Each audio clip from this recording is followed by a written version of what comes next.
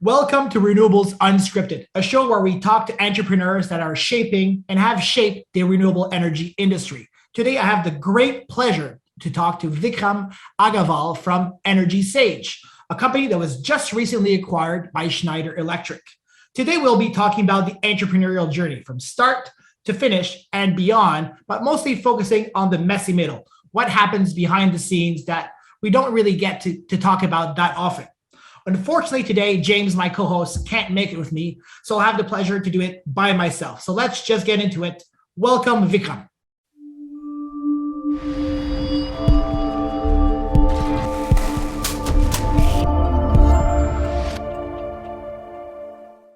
Well, Vikram, thank you so much for joining me this morning. I don't know how the weather is in Boston right now. It's cloudy, so these conversations for me are a little bit of a ray of sunshine. So thank you so much for being here. So EnergySage, great brand. A lot of people use it. I think you hit 20 million unique visitors. I saw that on a timeline. That's a lot of people that's been to the site over the years. Probably a lot more than that million. now. 10 million, sorry. 10 million. Sorry, I got a number. That's the growth guy in me. Is like, okay, 20 million. Let's go, right? Can you tell our listeners a little bit what EnergySage is, if they haven't been on your platform, just to kind of start off the conversation here? Sure. EnergySage is first of all, Etienne, thank you for having me on the podcast. Really great to be speaking with you this morning. Thank you. It is a cloudy morning in Boston, but great to be speaking with you. EnergySage is a great consumer resource. It's a resource for consumers to learn about solar and related technologies, and then to comparison shop for solar energy system. So we'd like to describe ourselves as the Expedia or Kayak for solar energy system. So essentially, as a homeowner, you can sign up on our platform and you end up getting quotes from 3 to 6 solar companies. All of these are high quality, experienced companies, pre-screened by us. And all the quotes are shown to you in a standardized format, in a matrix-like format, so you can very easily and quickly compare the prices that are being offered to you and the quality of the equipment, quality of the contractor, and of course, the quality of the financing that is being presented to you in a simple format. That great. For me, that like you said, Expedia, I was thinking like credit card shopping, right? You know, those websites, you can pick credit cards, but Expedia is a great way of looking at that. So when I see these types of marketplace businesses, it's really easy to say, okay, we're here now. We have thousands of users, installers, and so on. But, and it's a big but, how do you start a marketplace, right? For me, that's always the question. Like, how do you start? Is it you get your first clients and then you shop them to installers, or you get installers first and you shop them to customers? Can you talk, how do you start a marketplace, Vikram? For me, that's so fascinating. So let me tell you, the first rule of starting a marketplace is you have to be really naive. Because if somebody knew what it takes to start a marketplace, they would not even try to start. And I'm actually very glad that I did not know what it took to start a marketplace. And we kind of figured it out as we went along. So that's rule number one: be naive, be brave, and just jump in. So in our case, so let me tell you the story. It was extremely complex, and for multiple reasons. The reason number one was, imagine us going to solar companies in 2012. This is really early in the industry, in the solar industry, and the industry is still trying to figure out what it is all about. So we are going to solar installers and saying, hey folks, we are building this marketplace where you give us your prices and we standardize them and show it to the consumers, the buyers, alongside your competitors' prices and offers. They literally kicked us out of the room. They're like, yeah, right. Get out of here. So is that actually what you were telling them? I'm going to show your prices next to your competitors' prices. Yes. I'm not surprised you got kicked out of the room. Exactly. No kidding. Like it was just mind-boggling just going to these installers, because I can imagine no business likes competition. Whether you're a Microsoft or an Apple or Google or a local business, nobody likes competition. So that was the biggest challenge day one. And practically everybody in the industry told us this will never work. Installers will never do it. You cannot standardize the quotes. How will you standardize the quotes? Quotes are so customized to a home, and you will never be able to do it. So these are very, very smart people who know the industry, telling me, who came from financial services. I had spent 15 years at Fidelity Investments. I was not a solar person, telling me, hey, Vikram, you're an outsider. You have no idea how complex this business is. You're just smoking something and get out of here, right? So first is nobody's believing you. Second is you go to the contractors and they say, no go for me. I'm not doing that. And number three, the biggest challenge with the marketplace is you have to build demand and you have to build supply. And in case of solar, in case of Amazon, it doesn't really matter where the demand is coming from, right? When Amazon got started, they could send that book anywhere in the country. Solar is very local. Literally, if you ask the installers, they'll give you, I serve this town, but not the next town over, and I serve the other town. So you have to generate demand in a particular zip code and match it with supply in that particular zip code. Now imagine how difficult that is. And when the suppliers, the installers, don't really want to play with you.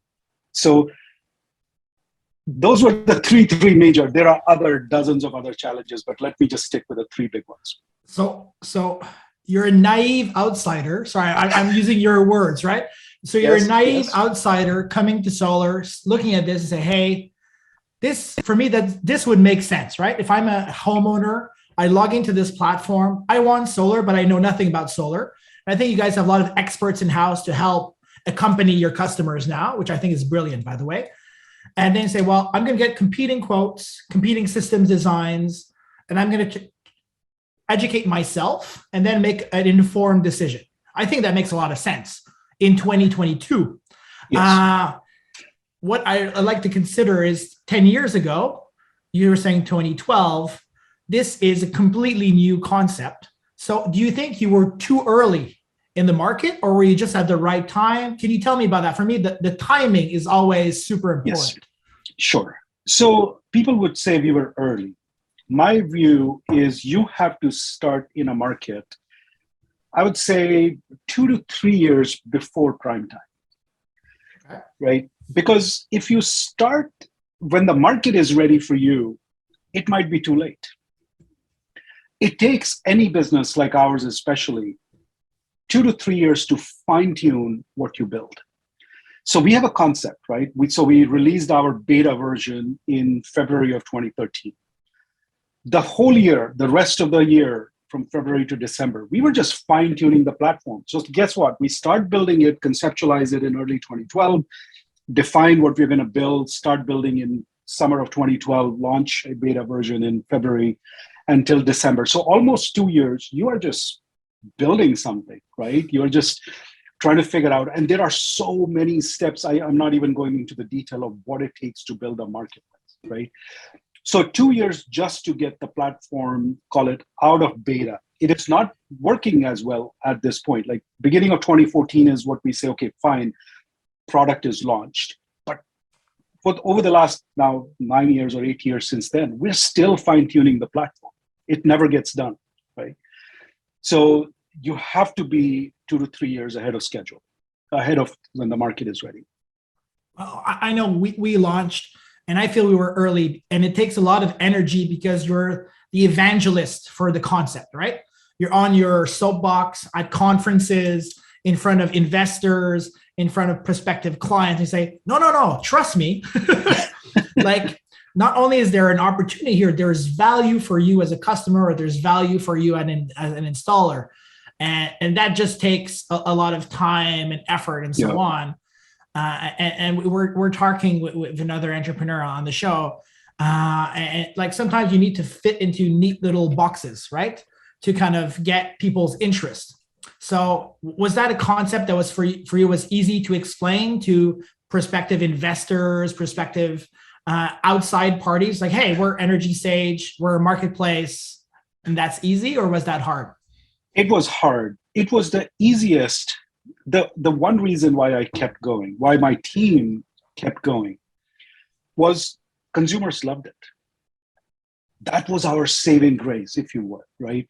People just said, hey, this is great. It took me 2 minutes to create an account.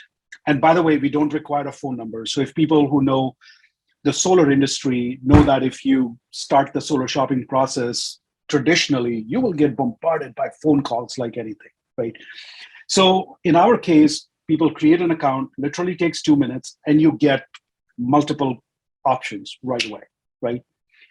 That is a beautiful service. And then, as you mentioned, we have a call center.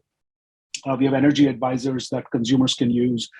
We don't pressure, hey, you call us, here's a phone number, here's an instant chat, or email us, and we will help you figure out anything that you are trying to figure out, answer any questions, make a decision. So people loved it. Our consumers kept telling us, I would not have gone solar without you. This was great. Why don't you do this for everything else in my house, right? So it's like, okay, at least we are doing something valuable.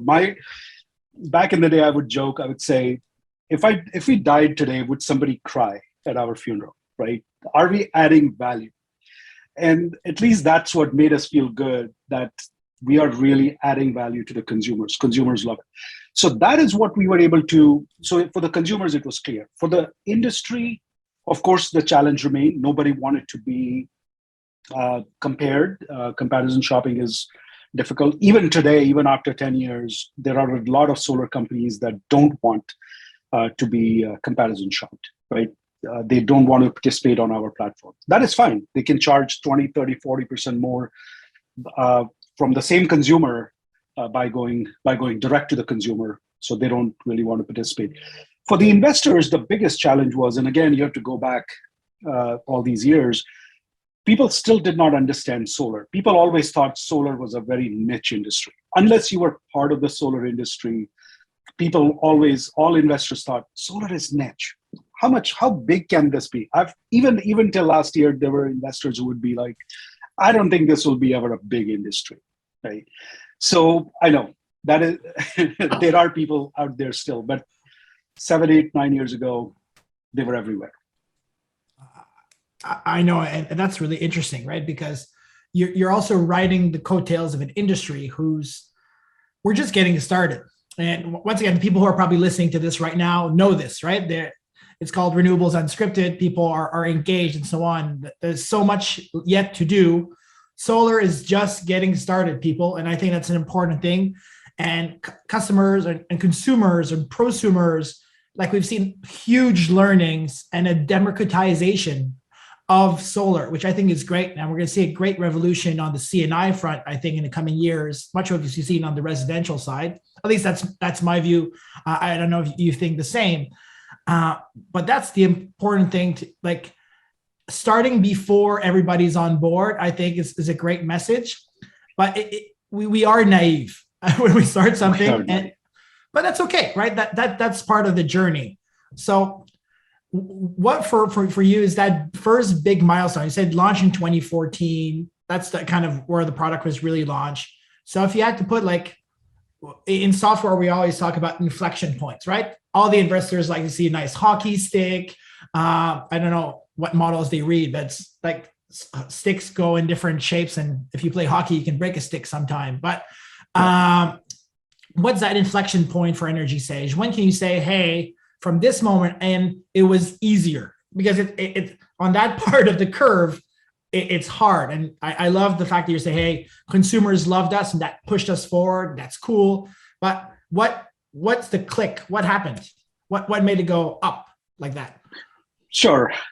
So I was going to make a joke. You said, tell me what point it became easier. I'm still waiting for that day. So, Fair enough. Good point. So, but the inflection point for us was sometime in 2016. around the summer of 2016. So one of the things that EnergySage did, that I did from the very, very early stages. So I actually formed the company in 2009. That was really ahead of the curve, right? And launched the first version of EnergySage in 2010, in spring of 2010. So early on, we were educating consumers. The website was focused on consumer education. I realized very early on that people really don't know what the hell are we talking about. I'm going to take one more step back to contextualize. So I got introduced to solar in 2006. And at that point, I was working for the private equity group of Fidelity Investments. Folks may know Fidelity Investments, large investment manager in the country, one of the largest investment managers in the world, for that matter. And we were investing, and I was leading the roll-up of lumber yards. So we were buying lumber yards all over the country that provide construction material and services to home builders and contractors only. So rather than Home Depot and Lowe's, where you and I can walk in, these are specialized lumber yards for home builders and contractors. So by 2006, Fidelity owned the largest lumberyard company in the country. And our clients were the largest Pulte's, Lennar's, Centexes of the world. So in 2006, Arnold Schwarzenegger announced the California Solar Initiative, thereby kicking off the residential solar industry, if you may remember. So home builders started testing new homes with solar panels. They were installing solar panels. So if they were building, let's say, 200 home subdivision, they would put solar on the first five, on 5 of them. And what they found was that those 5 sold right away, and the other 195 were waiting to be sold. So builders started coming to us and said, hey, our company ProBuild, you supply me the whole home. Could you now supply me the solar panels and even installation services? Right. So I raised my hand and said, hey, this is an area of my interest. Let me go and figure out what we can do here. So that was my entry into the solar industry, and I started looking at investing in some of the leading solar companies in the industry from 2006 to late 2008 when the market crashed. Right. So through that time, I realized that there was a huge information gap with the consumers, and I would talk to a lot of solar companies back then, and I would go to conferences, meet these solar companies, and say, "Okay, I'm your customer. Sell me solar." And I found that the companies were not really very good at selling solar. They were selling a technology, right?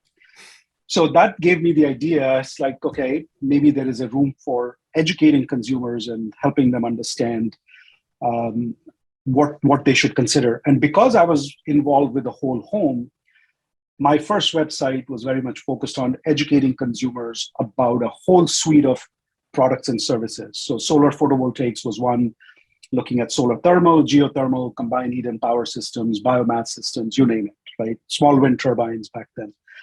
So early on, we were very focused on educating consumers. So I was doing a lot of research and writing about it. So we were really advanced when it came to developing educational content for consumers. So I was building it since 2010. Finally, I think the big inflection point that we talked about in 2016 is our content finally, after 6 years of diligently developing original, well-researched content, is when the SEO started kicking in. And at that point, once you get that tailwind of SEO, search engine optimization, and we just took off. And that has been driving our traffic growth, as you mentioned, the 10 million uniques has been driven by our content. And that's great. And I want to touch on that. I'm a big fan of content generation as a strategy for inbound, but it takes time. And there's a lot of entrepreneurs who don't realize this. You're saying it took you 6 years of content. 6 years. So I just like that for everybody who's listening right now to kind of keep that in the back of your mind. It takes time. The content strategy makes sense, and you can optimize it and so on. And it's an important one. And you need to know your industry. you need to be Yes. a credible counterparty. And I think that helps establish EnergySage, as you're saying, because you've been educating customers. So then that creates that trust, because you're at the end of the day, are you transacting on EnergySage? We're not transacting on EnergySage, Okay. but we are a matchmaker. Okay. But that takes trust. That's what I was That going takes for. trust. Like, Yes. and that's the counterparty, especially in nascent industries, because solar is just getting started at the same time, especially in those years. You need that trust. Like, okay, and then you got the installers, I guess, to trust you that you're not going to screw them over. Exactly. Because I thought that's probably kind of in the back of the installer's mind, like, okay, you're just going to use what I submit to you, and then you're going to compete with me. So I think the impartiality of EnergySage is also a very important part of your value prop to everybody, right? We're independent. We are independent. That was the other thing I would like to highlight. I think you're touching on that trust. Trust is huge. We do everything to be the trusted advisor to the consumer. If you go to our website, EnergySage, our number one value is consumer first. As I mentioned, I have built this with me as a consumer in mind. How would I like to be treated? How would I like to get the information? I like transparency. I like choice. I'm not cheap. I actually end up buying more expensive products, but I want to make sure that I'm buying the right quality product at the right price, right? So I actually like information, and it makes industries are designed to serve the consumer. And I think when we forget that, that is when industries get in trouble, right? When we say, no, we got to maximize our profit, that is when you can do it for a shorter duration, but not for the long term. So trust is very critical. Consumer first is our number one value. And every time and that, as I mentioned, I think it is very, very important for us to do it right by the consumer. We had large solar companies that will remain nameless. They all start with S, as you can imagine. They came to us and said, hey, we will pay you 2x, 3x your fee if you start tilting the consumers towards us. Some other companies who started mimicking us back then, they ended up doing that because it's a lot of money that was being dangled in front of them. We never did it. And that is our promise going forward, is we will remain that completely neutral. We don't care what hardware people are buying, who's selling. Our goal is to do right by the consumer. So I guess that then for me, the natural thing, like you guys were just purchased by Schneider Electric. Yes. How does that, obviously your independence is a hallmark of what EnergySage is bringing to the table. Did that raise eyebrows? Did you get kind of customer calls? Hey, does that change anything? Absolutely. Absolutely. What was the reaction to that transaction? Yeah, I think with any time when you have these kind of milestone events, our partners, we partner with solar installers and we partner with solar OEMs. I should not even just say solar. We just partner with manufacturers of solar panels, inverters, batteries, and now I'll talk about our future. We are going even broader. A lot of them had questions, and we talked to them and said, no, we are running independent. We are not being merged into Schneider. EnergySage is running independent, and we are committed to maintaining our neutrality. Very, very important, as I said, to me personally and to the enterprise as a whole. And very, very excited about that. And that's great. Like we went through that as well. We were acquired by Baywa, which is a big, has so many facets, right? Projects, distribution, services, now software. So for us also, it was very important to say, well, we're our little island. Our ownership structure has changed, but there's nothing really that's changed about Power Hub and the team and how we deliver. But that took us time day-to-day basis. For it to distill. And I remember we lost deals because of that early on after the transaction, the first, I'm gonna say quarter, but then afterwards people understood like, okay, nothing has changed. So we should be good. And you mentioned something, one word I'm going to touch on is the word kind of data. And so not only have you built a marketplace, you actually delivered on a data play. Yes. Because all startups say, hey, this is our business model. And on top of that, we have a data play, which I've seen too many investor pitches in my day to kind of not smile a little bit like you just did, because everybody wants on top of things to do a data play, right? Because there's value in the data. Yeah. But I think you've done it in a slightly different way. You've done it in that customer education way, right? Correct. I can go to EnergySage website, and if you haven't done this, I'm encouraging you to do it. It's very educational. I find it's very educational anyways, to look at prices in transparency, manufacturers, trends, going back to, I think, 2014, 13, I forget the exact year. And that's super, but you have all this data. You're actually providing data to Bloomberg, NEF, Yes. which I rely on for market intelligence data, and Wood Mac and other guys as well. Yep. So how did that start? When is that starting point? I think it's probably a parallel path to your business as well. Can you tell me about the data side of things? Yeah. So that is, again, our natural inclination is towards transparency. So by 2014, we were, as I mentioned, we were now out of beta, even though we were only operating in some limited number of markets. We figured, hey, we have some very interesting data. We have some very interesting trends. Let's share it. So we started sharing that data back with our installers first to give them insights. We were giving them win-loss analysis, for example. Hey, what's selling in your market? Around what prices? They have never seen that data before. That's amazing. And then we started packaging and saying, I think everybody should know about it. And given that we are a small sliver of the industry, let's at least tell people what we know. And that was huge. Even till today, we are the only company that is giving insights into market prices, into market share of different companies, who's selling what at what prices, how do they compare with each other, what is the quality ranking of different equipment. So we actually share our data. Our whole data sets go to leading research organizations like National Renewable Energy Laboratories, NREL, with LBNL, Lawrence Berkeley National Labs. So we are basically a number of university researchers like Duke University and Yale and University of Texas at Austin. So we are collaborating. Anytime anybody wants to collaborate with us on data, we are very excited to add more transparency and drive more insights. So again, as I said, that is our natural inclination to increase transparency. So is that how you're sharing the data? So is that how you got involved with like the Sunshot initiative and things like that? Was that kind of a natural consequence of that? Or how did that play into that? No, so Sunshot came early. We were, and I think maybe we are rewinding our discussion a little bit, pitching to investors. So I was pitching to investors in 2011, actually starting in 2010, I was pitching investors to raise capital to build EnergySage, and we were not really getting any traction.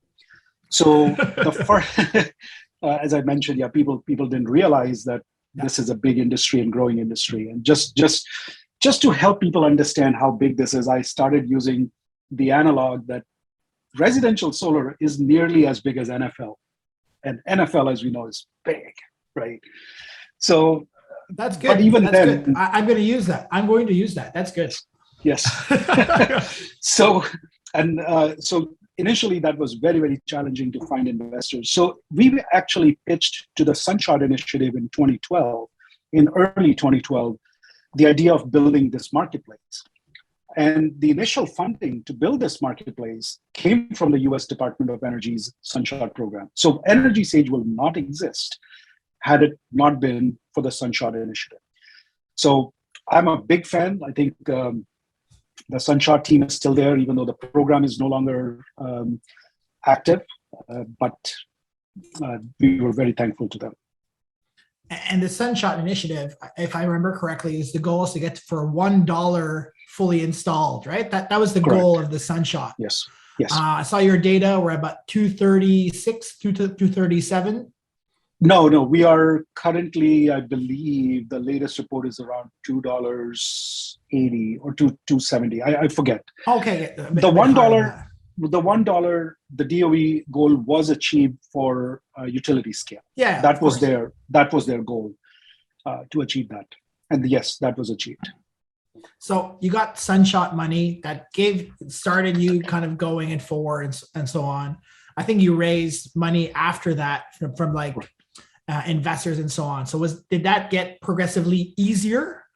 Or you're smiling, so I'm going to say no. Can you tell me about that a little bit?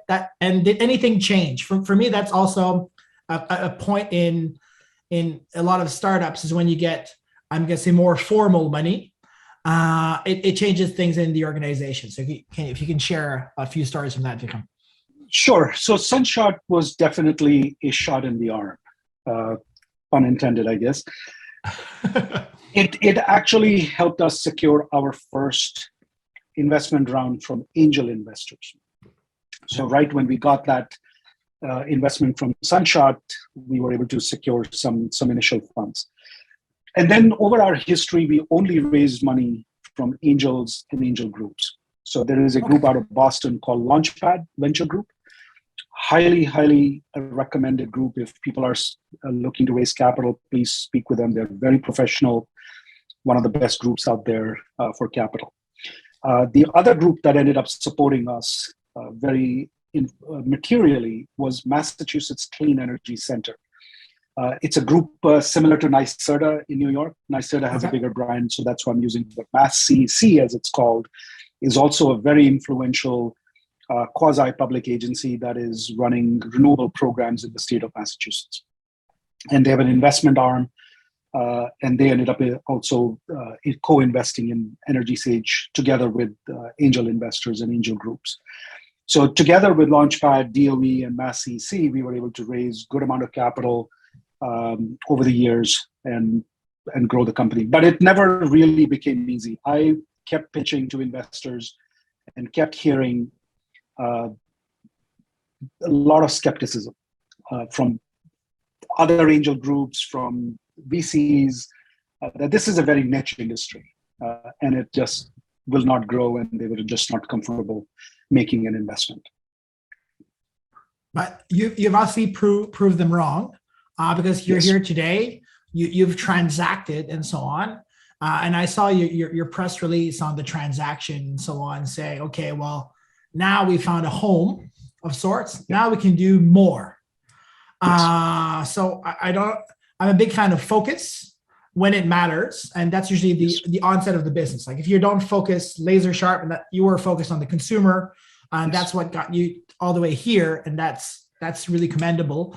But now that's the fun part, right? You get access to more resources, scale. I think EnergySage is hiring a lot of people as well. So what's next for EnergySage? Yes. What's the next frontier that you're pushing towards? Yeah, so focus number one remains on the solar industry. Call it solar and storage at this point. I think solar and battery storage are now, call it, aligning very, very closely. So the goal is to continue to build our prowess in the solar industry. We are investing quite a bit to make our residential solar practice stronger. I will not talk about some of the details because we are going to surprise and delight the industry. The way we disrupted the industry 10 years ago, the next step that we are about to make will disrupt it even further and make it even more consumer centric. I think we can drive the adoption of solar multiple times higher by what we are about to do in residential solar and storage. So very exciting. We have also launched a marketplace for community solar. So consumers can now, homeowners and renters and even commercial can now evaluate their local community solar options and subscribe. We are extending our capabilities to small C&I, commercial, industrial, and nonprofit customers. So helping them shop for solar battery solutions. And then we are entering the financing space. So as you know, solar financing is still, while there has been some innovation, I think it still remains very, very expensive proposition for consumers. So we are looking to enter that space and help our consumers find the right quality financing at the right price. So very, very excited about that. So that's call it the solar vertical. We have already started building a marketplace for heat pumps. So that's our next foray. As you know, heat pumps are quite a bit of interest consumers are very interested, and of course, policymakers and utilities are very interested in driving heat pump adoption. Without that, we really cannot electrify our economy, right? So that's our next product. And then starting to lay the groundwork to expand into electric cars, electric car charging stations for homes, energy efficient devices, sensors and other connected devices, and eventually really helping the consumers make sure they have a smart home that is connected to the grid and can speak to the grid in bi-directional way, right? We are, as you know, number of utilities and states are moving towards what's called VPP services, virtual power plant services. The demand for electricity is going up very, very quickly. With more heat pumps, with more electric cars coming on the grid, people, of course, are living in bigger homes with consuming more energy. How is the grid to manage this extreme increase in demand with more distributed resources coming into play? So that is where our goal is, to now help that consumer make sure they have a smart home that is talking to the grid and actually helping the grid to be becoming more resilient and lower cost. So you're effectively impacting decarbonization at the consumer level. Exactly. And I love that. I think that's a great way, because there's so many different things. There's solar and storage. You talked about heat pumps, smart homes, and interconnection with the grid. I think that's a great view of the future there, especially if you can wrap financing in it to make it more affordable and accessible. Then we're going to see the growth that we need to hit, I'm going to say, lofty objectives that we have. Yes. To lower carbon worldwide. So Vikram, I really want to thank you for sharing so much of your journey today. I've learned a lot personally just by talking to you, so it's a privilege, and I think we could just continue chatting on and on and on. I have so many more questions to ask, but unfortunately we're coming to the end of the show today. So first and foremost, congratulations. You've built a great business. I think you have a great brand out there, and I think you have great plans for the future. So I'm excited. I'll be monitoring your website to see when that next phase really launches there, disrupting the solar industry for the better and helping our customers decarbonize is lofty ambitions. So I'm happy that you're tackling that project head on. I think you still have to be a bit naive at the same time and passionate, and which you seem to be.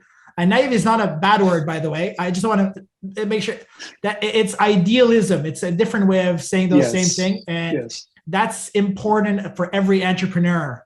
I am naive as well, because I believe we can build the world I want to see.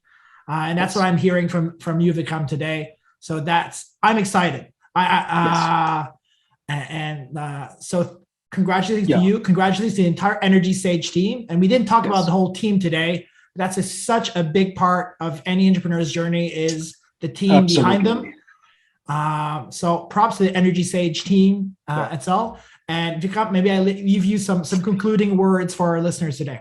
Yes, and I think you just touched on it. Thank you for that last opportunity. Entrepreneurship is a team sport. There is no way that one person can do anything for that matter. You need a team that is as aligned with you, that are aligned to your vision. And as we described early on, we were doing something very crazy, right? Disruptive. The team has to believe in that. They have to push forward in the direction. Every day they were hearing no's from different stakeholders, very, very smart, educated, informed stakeholders who were telling them no, but they just kept plowing ahead. I cannot thank my team enough. I was just in the background for most part. They were the ones who were executing on a day-to-day basis, right? So you really need the right team of group of people who believe in your vision and are willing to break through walls with you and not be detracted by naysayers and skeptics.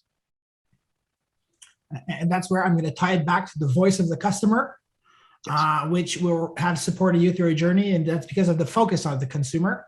So that helps in those darker times when you have clients say, no, I love your product. It's solving a problem. That's what pushes us forward as entrepreneurs. So once again, Vikram, thank you so much for spending time with me today on it. I'm sure James would have loved to be here. And we'll look forward to kind of broadcasting this and bringing it to a close. So thank you once again, and have a fantastic rest of your day. You too. Take care.